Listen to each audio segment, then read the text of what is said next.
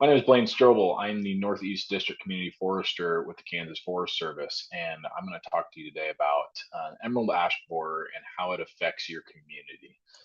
So, the first thing is, we're going to take action right now. Emerald ash borer has been detected near you. So, what's going to come next? What does that mean? What is the next step in the process? And frankly, the first thing that we need to do is don't wait. I mean, get on it, get ahead of the infestation, start being proactive on managing your trees and understanding what this insect is going to do and how it's going to affect your community. And how can you do that? You can figure out how you can make a difference.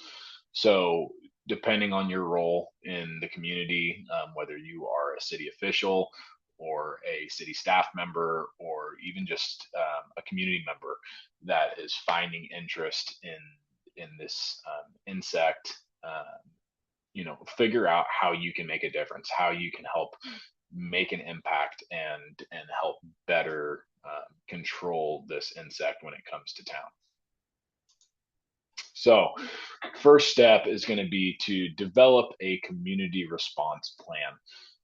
And basically, what you're wanting to do here is just get a better understanding of what is going to happen. So, understand the potential impact of EAB. A lot of times for communities, that potential impact is going to be the eradication of all ash trees within town. That can be a pretty daunting task. So, you know, the next part of that is going to be identify ways that you can combat that infestation. Whether that's treating trees or just going ahead with removals. There's different ways you can combat that. And so understanding what's going to be the most realistic for your community is probably going to be the first step in the right direction. Number three is going to be preparing for the loss. It's not necessarily a matter of if it's going to happen. EAB is one of those things that it's here. It's moving across the state from east to west. And it's not necessarily a matter of if it's going to happen. It's a matter of when it's going to happen. And when it gets to your community, you can expect trees to die off, decline, and eventually fail. So understanding what that's going to look like for your community and knowing where things are going to go from there. How much of your canopy is going to get lost? How much of what percentage of your street trees are going to be removed? That's all information that you're going to want to figure out. Fourth step is going to be understanding how it will impact your community budget. Like I said, it's not a matter of if, it's more a matter of when. And unfortunately, tree care is expensive. Whether it's removals or planting, it's expensive. And EAB is one of those things that's going to wipe out a good percentage of trees. As we've seen in Northeast Kansas, a lot of a high percentage of trees throughout communities are ash. They are good trees. However, things like this happen. And when EAB gets to your town, understanding that, a percentage of your canopy is going to get wiped out and somebody's going to have to pay for that. Leaving the trees would be not really a question, not really an option.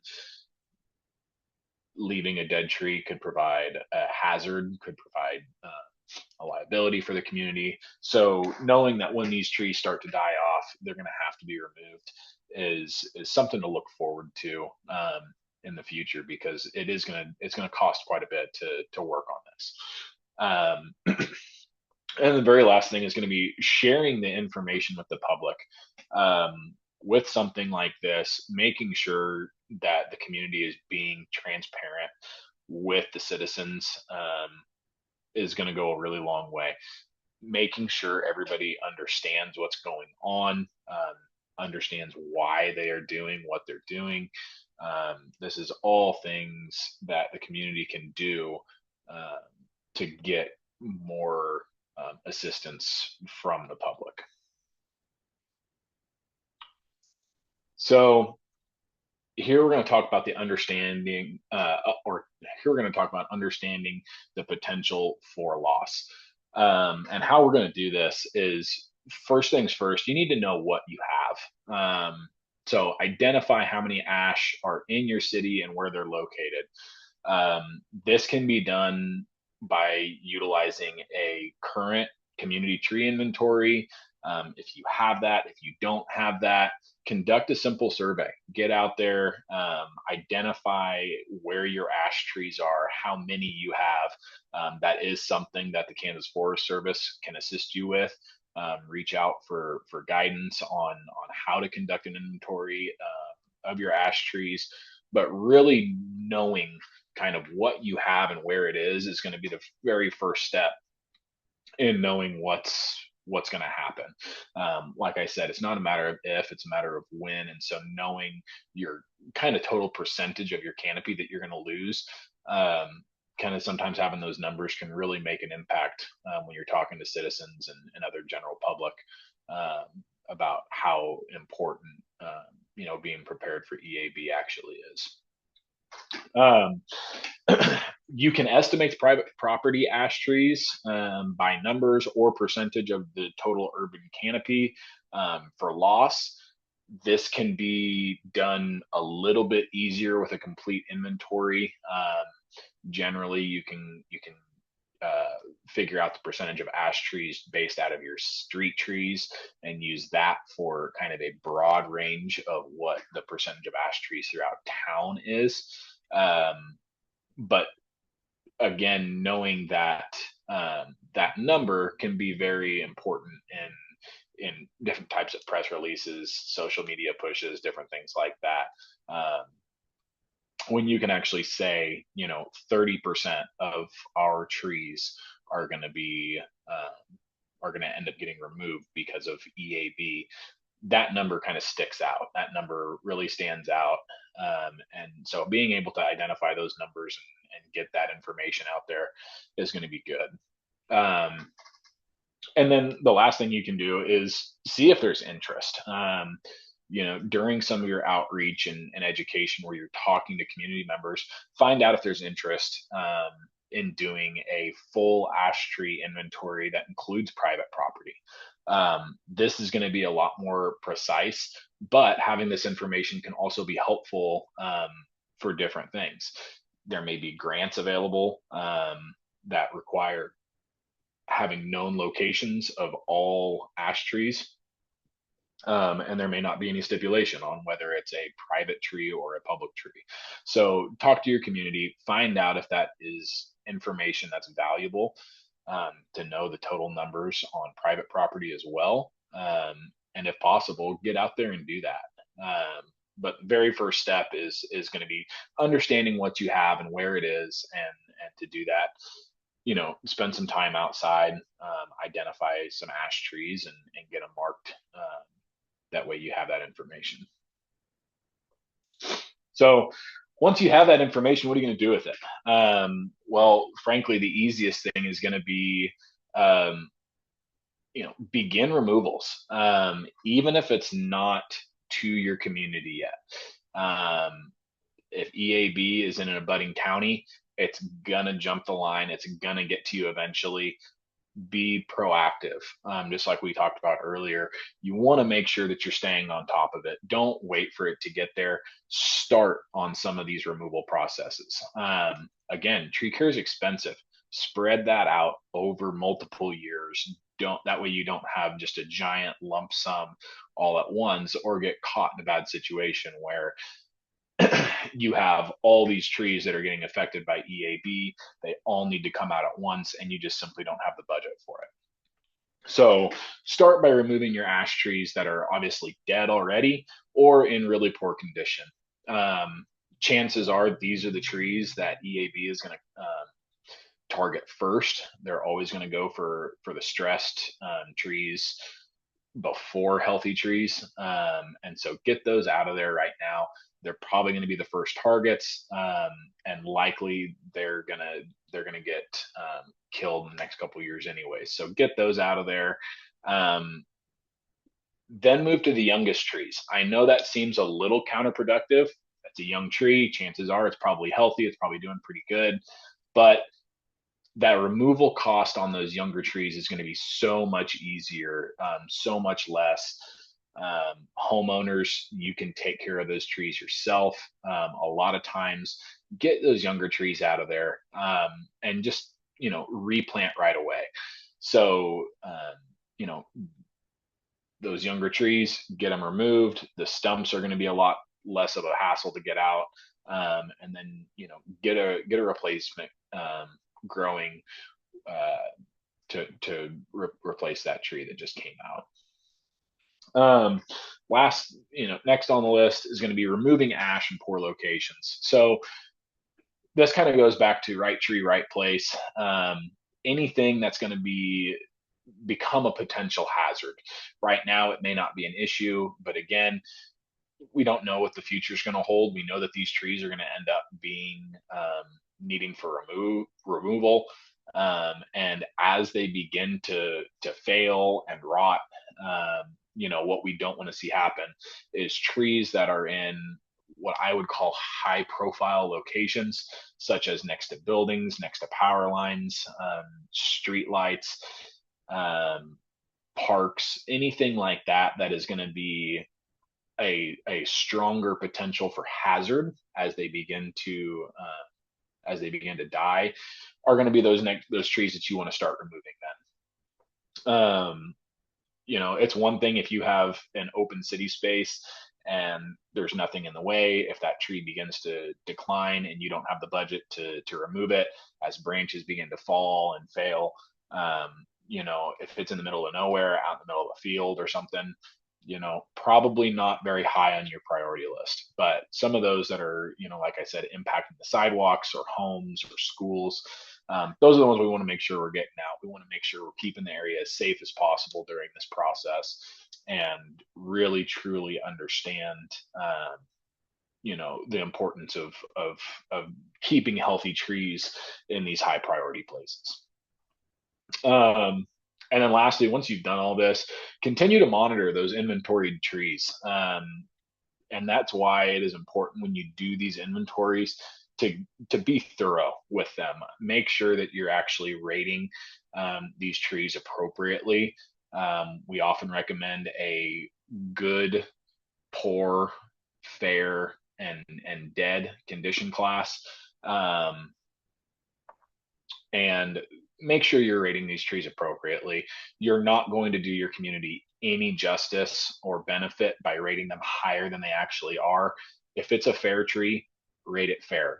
Don't bump that up to a good, just so it looks better on paper. We're trying to do this for safety. We're trying to do this to understand what we have. And so making sure that you have this inventory data as accurate as possible is going to go a long way in your management process. So yeah, just continue to monitor those trees that are that you left alone. The ones that you left in good condition or fair condition, make sure you're checking on those regularly, annually, preferably. Make sure you're not seeing any signs of decline.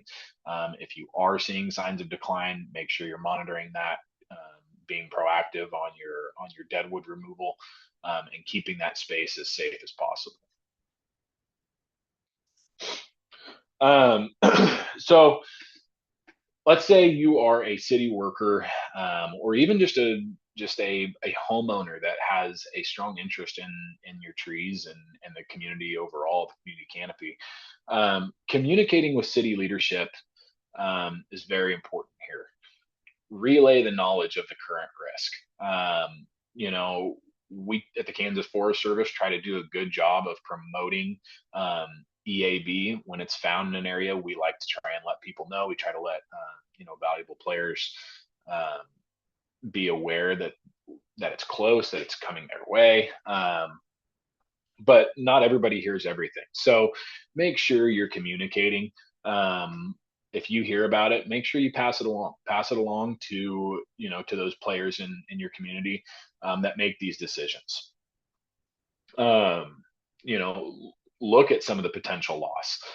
the environmental loss, economic, social, anything. I mean, trees have so much more benefit than just providing shade.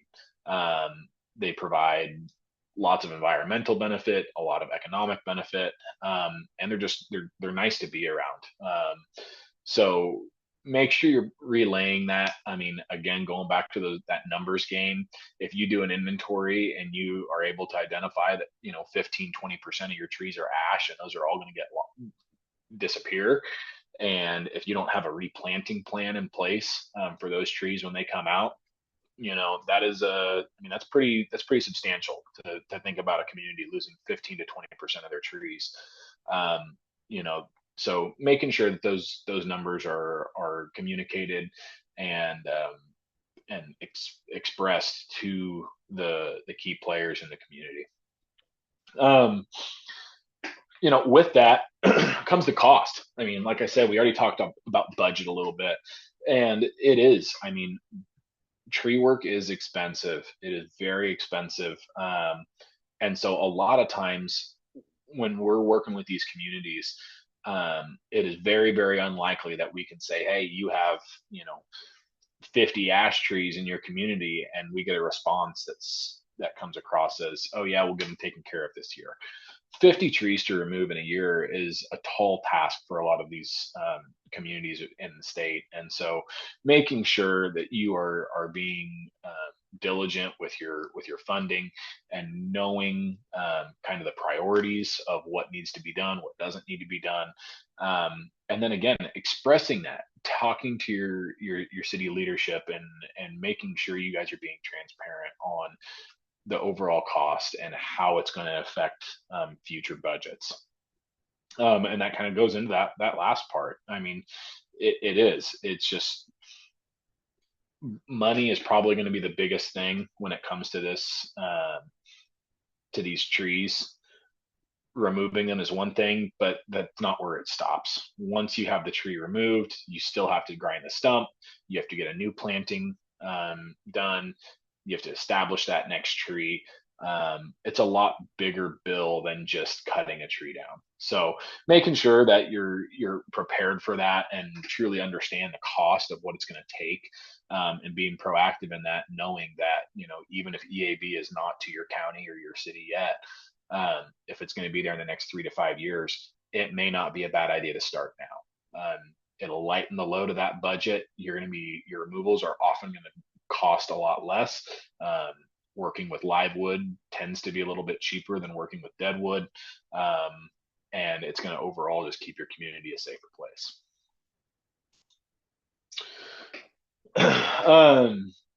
You know, Incorporating training is something that I feel like is never done enough. It's something that we do a lot at the Kansas Forest Service, and that's something that we're happy to come out to your community and assist with. Getting your city staff, getting your city officials, getting your tree boards, making sure that they have adequate training to make these decisions and help with this EAB process is crucial in making sure that it's being done to the best that it can. The first step with that is just making sure you're able to identify what an ash tree is. If you're trying to be proactive, you're trying to do an inventory, you're trying to stay on top of it. You know, if you're recording all these trees that aren't ashes, you're really not doing yourself any favors.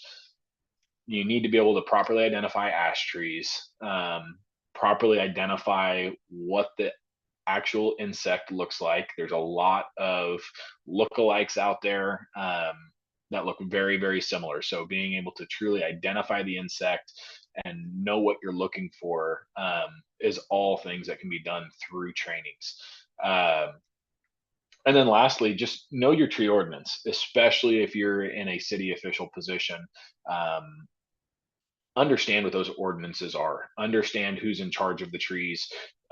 Is the community in charge of right-of-way trees? Is the homeowner in charge of right-of-way trees? Who's in charge of removals? Who's in charge of plantings? These are all things that people need to be aware of, especially as these decision makers in this process. Knowing whose is whose and what is what is going to be one of the most important steps throughout this entire process.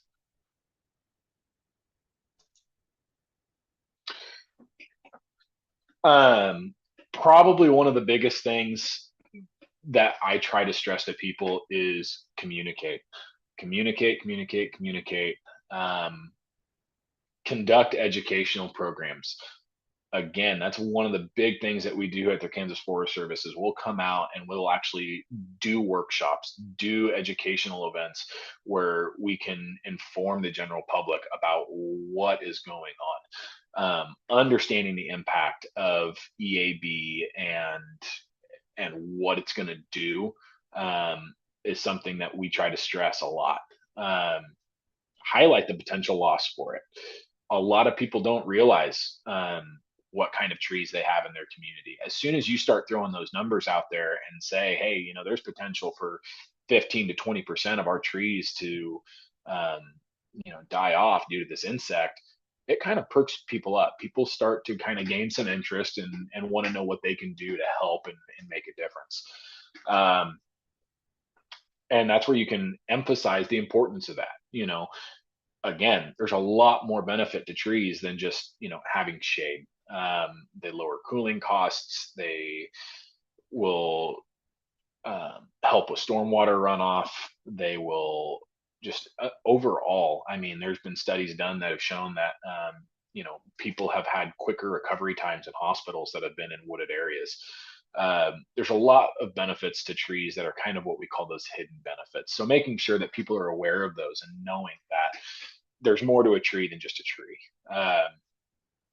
And then regularly share that information. When you guys are doing these outreach programs and communicating with the public, make sure you're putting it on social medias. Talk to your local sources, put it in your local paper, put it in your, on your local news. Figure out what's going to be the best way to get this point across. How can you reach the most people? How can you impact the most people? But more importantly, how can you connect with them on a level that they understand and they're willing to get that buy-in from? And then again, going back to like I had stated earlier, teaching those residents how to properly identify ash trees is going to go a long way because chances are they probably aren't too familiar with what kind of tree they have, and so being able to know that even as a homeowner, oh man, this is something I'm going to have to deal with here in the near future. Being able to have those identification skills can go a long way. With that, from a homeowner standpoint or a communication standpoint or community standpoint, sorry, um, understand your options. I mean, there are chemical treatments that can be done for these trees, but unfortunately, it you know they're really just kind of a time stop. They're It's not a permanent fix. Um, it's going to be an injection process. It's very expensive.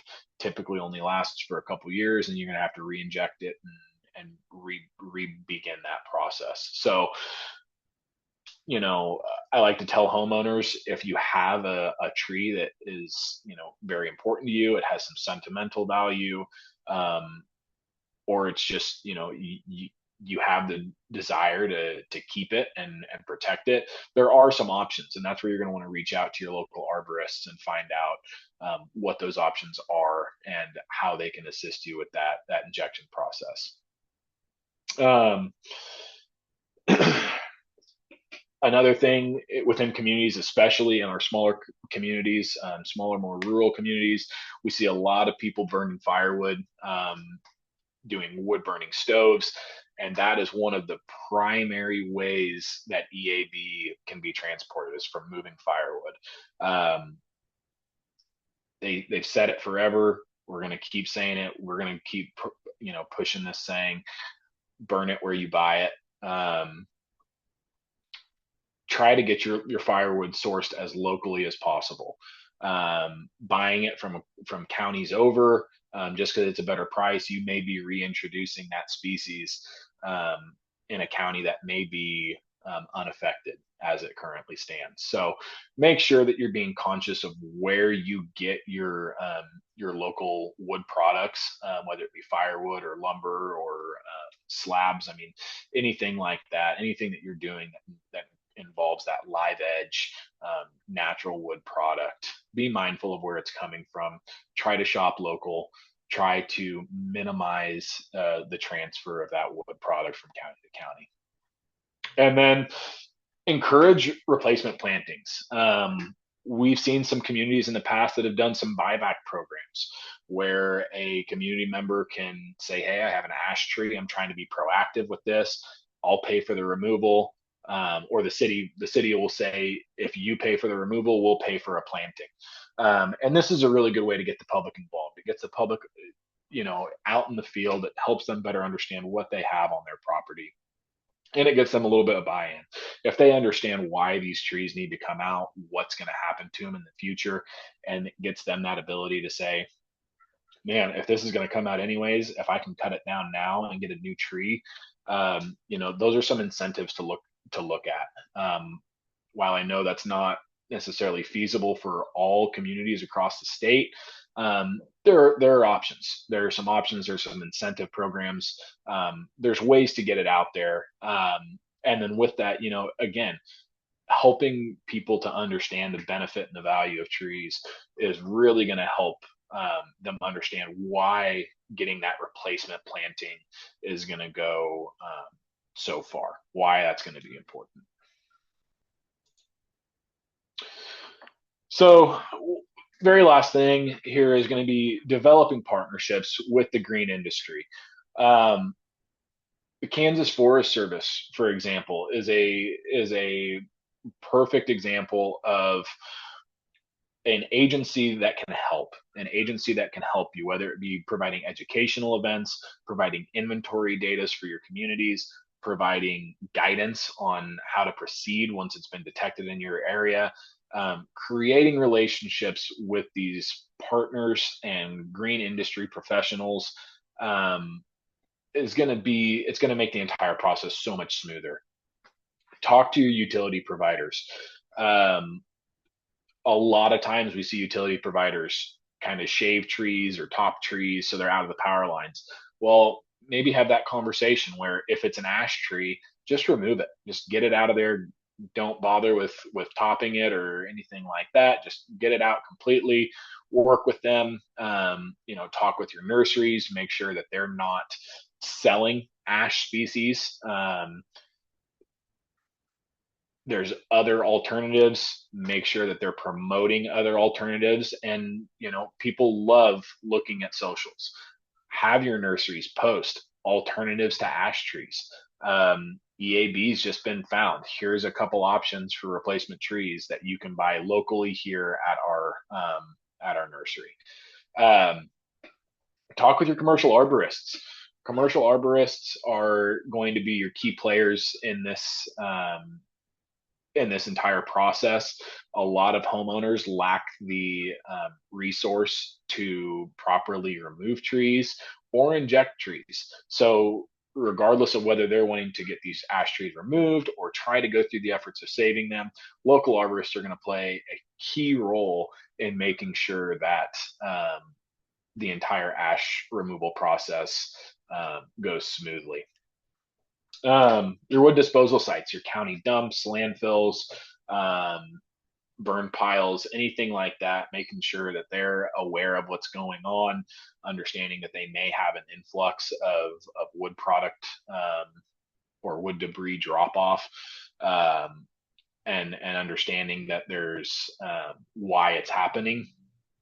And then talk with some other mills, talk with some mills and other wood utilization businesses, woodworkers that may have an interest in some of that wood.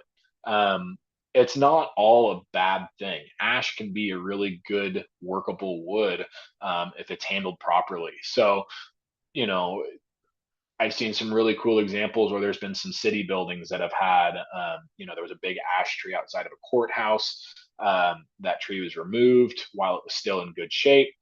It was then milled and turned into a conference table for inside the courthouse. that's a great example of how working with these mills and other wood utilization businesses can go to make this not such a terrible thing. But that all has to be done again while that's while you're kind of ahead of the game, before the infestation gets too bad, before you're dealing with a bunch of dead trees and bad wood. Have those conversations now with any of these partnerships and green industries. Just have that conversation, be prepared, let them know kind of what's on the stage for what's going to be happening next. So why is this all important? Um, education is everything. Education is everything. People don't know what they don't know. And I know that saying sounds very simple, but it's true. I've ran into homeowners before that have had full yards of ash trees and they did not know what they were. And it was unfortunately in a county where EAB was detected. And there's a really good chance that homeowner is going to lose all those trees. And they had no idea. They didn't know anything about EAB. They didn't know that those were ash trees. And so that really kind of sparked something inside of them to say, oh man, I need to start making a difference. I need to be a little bit proactive onto this. I need to start doing some research. I need to start reading articles and figuring out where I need to go with my trees on my property. And then with that, that's where that understanding came in. So having that conversation with that landowner is when they began to understand what is truly happening, and why it's important for them to be paying attention and listening and going to these workshops and getting these trainings, is because once they were able to gain a better understanding of what it is and what's happening and what the future is going to look like, it helped create buy-in. And that individual in particular then had the ability to go to some of their city leaders, go to some of their city officials and say, hey, this is what's going on. What are you guys doing about it? And so that got that individual kind of a foot in the door to really take the step up and really advocate for some of the things that we've talked about here. Repetition. Just because you do something once doesn't mean everybody that needed to hear it heard it. Do multiple outreach events. Do multiple outreach events whenever you have an opportunity for an event in a park. Throw something in there about EAB. Let people know that it's going on. If you hear it enough, eventually people are going to get an understanding that it's probably important. So use every chance you can. Events at parks, events at the courthouse, downtown events. Anytime you have a good public gathering where you can share this information, make sure you're sharing it to the best of your ability. And then finally, because trees are good. Trees are good. We all know that. We all know that trees are good. We all know that they have benefit. They all, it's a natural resource that we see everywhere. Everywhere we look, there are trees. Everywhere we look, there's room to plant more trees. There's a right time, there's a right place, and there's a right way to do it. But making sure that we can be on top of this, and truly have the knowledge that we need to prepare for this event, is going to really just go to show how a community can come together and make a make a difference on something, such as EAB when it comes to your community. Promote good planting practices, promote replacement plantings. Understand that it may not be best to wait until it's actively happening, and you may be better off to do it ahead of time.